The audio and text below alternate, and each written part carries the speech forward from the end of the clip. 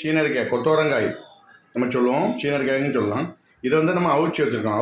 உப்பு போட்டு அவிச்சு வச்சுருக்கோம். அவிச்சு இதை வந்து காய வச்சு பொரிப்பாங்க. நம்ம காய வைக்கல பார்த்துருங்க, கொஞ்சம் ஃபேன் காற்றுல வாட வச்சு பொரிக்க போகிறோம். ஓகே, எண்ணெய் நான் சூடு பண்ணிட்டோம். எண்ணெயில் பாருங்க பொரிச்சு எடுக்க போகிறோம். ஓகே, நல்லபடி பொரிச்சு எடுக்க போகிறோம். ஓகேவா, நல்லா பொரிஞ்சிட்டு எடுத்துக்கணும். பிளேட்டில் எடுத்துக்கணும். லைட்டாக எண்ணெய் வச்சு எடுத்துக்கணும். இல்லையே உப்பு போட்டு அவிச்சிருக்கு.